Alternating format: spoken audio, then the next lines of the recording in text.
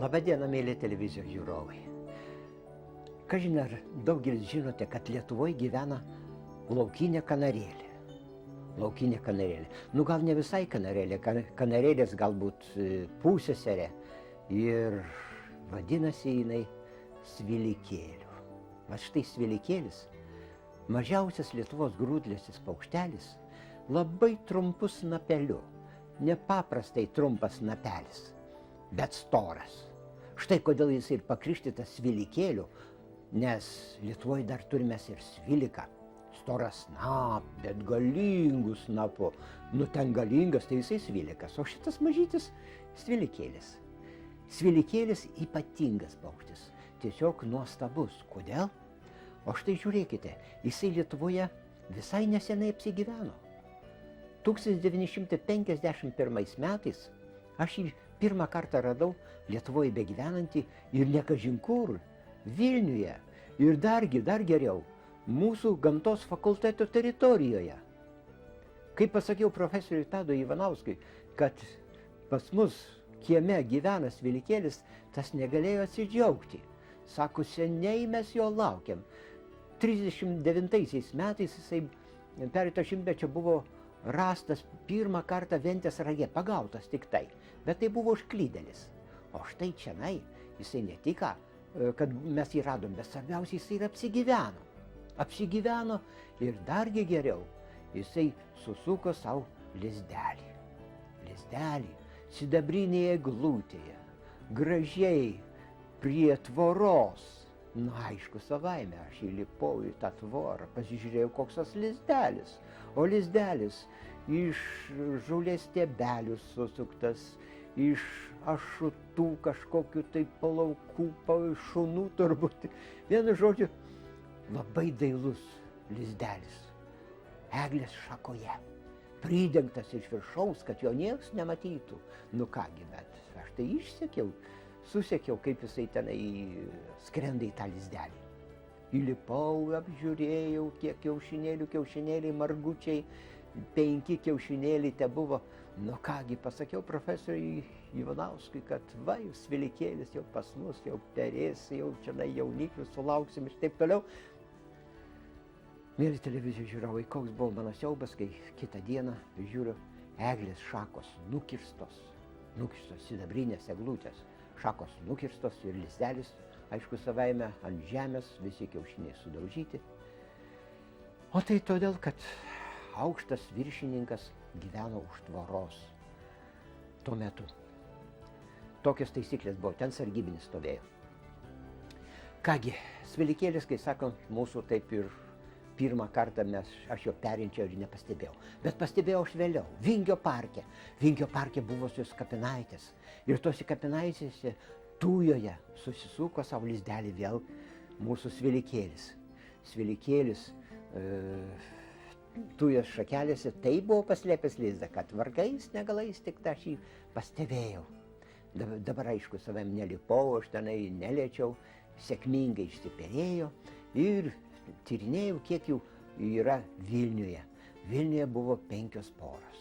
Bet kas įdomiausia, svilikėlis, įsivaizduokit, kad svilikėlis negyvena kažkur tai gūdžiuose miškuose. Mes jo šiluose nematysim, giriuose nematysim. Jis gyvena tik tai prie žmogaus, parkuose, miestų pakraščiuose, ten, kur,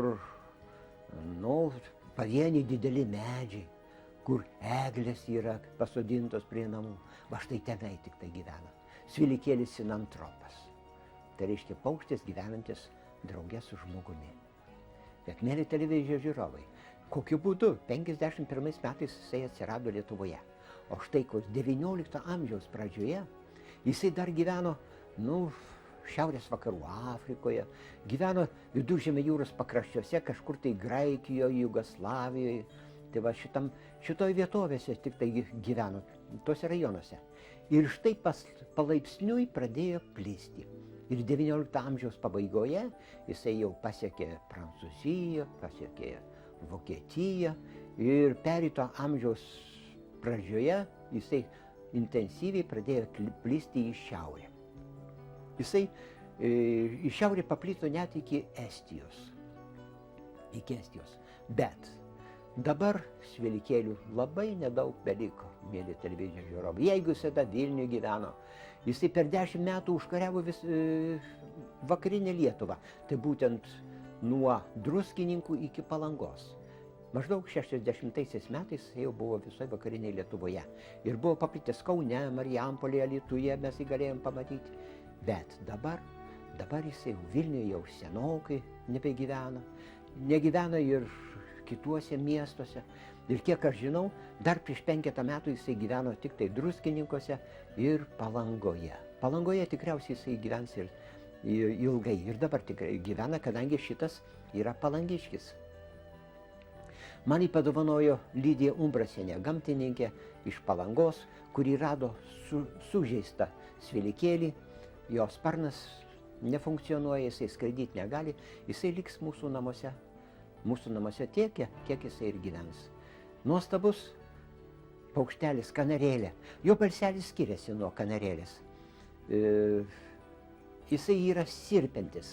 Pavasarį, kuomet prasideda perėjimo laikotarpis, patinėlis labai judrus, sirpia sirena ant telefono vielų tupėdamas, ant šakutės jisai, bet prie lizdo jisai labai tykus, labai ramus, tylus ir slapukas gerai.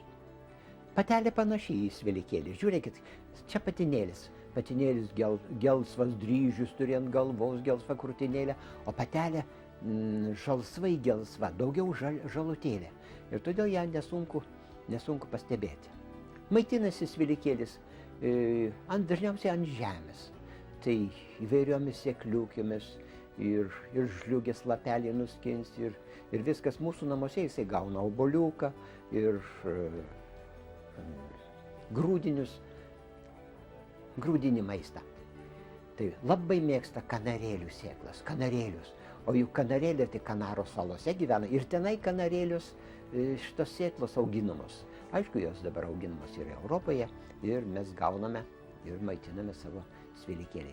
Tai toks mūsų Svilikėlis. Mėly televizijos žiūrovai, Svilikėlis, kaip matote, labai jaukus. Todėl, kad ir Palangoje jisai buvo auginamas žmonių tarpe ir mūsų namuose jisai dažnai išleidžiamas, va štai, kaip matote, ant šakutės. Ir tikiuosi, kad dar ilgai mes išlaikysim. Kiek metų gyvena Svilikėlis? Tikslių duomenų nėra, bet aš galiu spėti maždaug, kad apytikrai apie 12-15 metų gali išgyventi nelaisvėje. Nežinau, kiek jis laisvėje gyveno. Tai štai. O mėly televizijos žiūrovai, dabar norėčiau pakalbėti jums apie Svilikėlio artimą giminaitį pagal snapo formą. Tai tik būtent apie tą didįjį Sviliką. Svilikas priklauso taip pat kikilinių šeimai, kaip ir Svilikėlis, tik tai žymiai stambesnis ir margesnis ir gražesnis. Patinas vestuviniais drabužiais labai puošnus, jo plunksnos tokias savitos, kai sakant, išraitytos, o margutėlis. Jau Sviliką tai jau visi pažinsi. Ir netgi jeigu jo nematai ir tai žinai, kad Svilikas čianai kažkur tai netolies yra, kadangi jis iš karto balsas jo yra cok, cok, cok, cok, cok, cok. Sode dažniausiai jį pamatysi, kadangi Svilikai nepaprastai mėgsta vyšnias.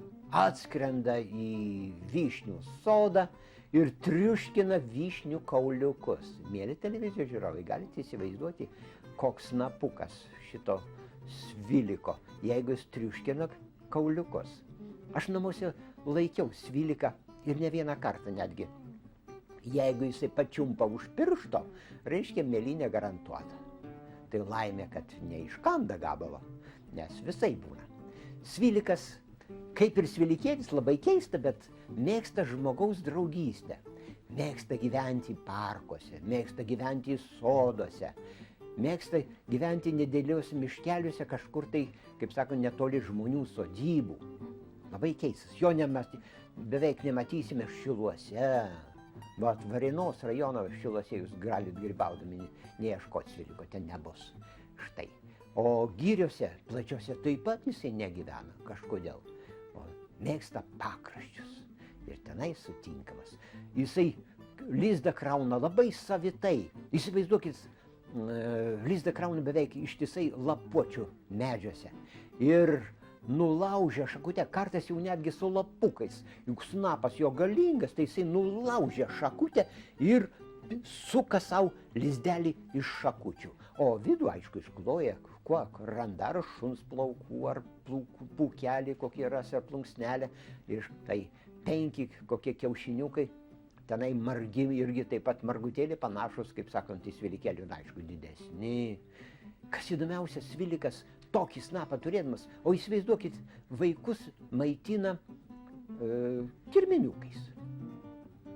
Man teko matyti, kuomet ąžuolus buvo užpuolę ąžuoliniai lapsukiai ir, kaip sakant, tenai gyveno šeima svilikų, tai jie tiesiog triuškino tuos lapus susuktus, kur gyveno vikšrai, išlukštena ir čia pat jauniklius maitina.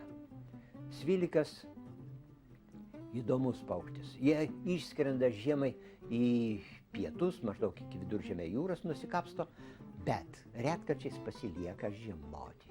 Ir šią žiemą, kaip nekeista, Vilniuje jau bent keli pulkeliai gyvena. Ir po 2, po 3 atskrisdavo į lesyklas. Atskrido ir į mūsų balkoną kartu su žvirbliukais, kartu su žaliukėmis ir šiandien savo puikiausiai, kaip sakant, laikėsi visą žiemą ir triuškindavo saulėgrąžas. Jam perka saulėgrąžos lukštelį, nieko nereiškia. Tai mūsų svilikas.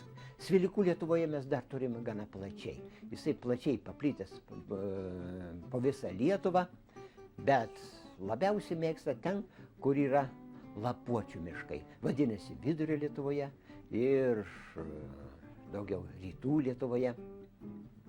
Tai ten mes ir surasime. Svilikas paukštis ypatingas. Ypatinga ir jo melodija. Jo giesmė pakankamai graži. Net sunku patikėti, kad tokiu snapu paukštis gali taip gražiai čiulbėti. Bet, mėly televizijos žiūrovai, neapsigaukite. Paukščiai nesnapu čiulba. Pas juos balso aparatas yra žymiai giliau. Ir tenai, kaip sakant, jie išleidžia tą balselį, tokį ypatingą kiekvienai rūšiai. Ar paukščių balsai skiriasi kartais? Skiriasi. Nors ir nežymiai, bet skiriasi. Kaip ir lakštingalos turi skirtingus balsus, taip ir kiti paukščiai turi skirtingą balselį. Nežymiai, bet vis tik skiriasi. Mėly televizijos žiūrovai, dabar pavasaris ir linkiu jums, kad jūs paklausytumėt šitų paukščių balsų ir nepyktumėt ant sviliko, kad jisai triuškina tos vyšnių kauliukus, numesdamas skanų minkštimą, nes svilikas labai naudingas paukštis. Vis tik visą perėjimo laikotarpį jisai intensyviai naikina įvairius kenkėjus. Taip kad susipažinome su savitais kikiliniais paukščiais, tai mažyčių svilikėlių, mažiausių iš kikilinių paukščiukų ir stambiausių iš kikilinių paukščių, tai būtent sviliko. Dabar tikriausiai jūs jau juos pažinsite. Viso gero, mėly televizijos žiūrovai, iki kito karto.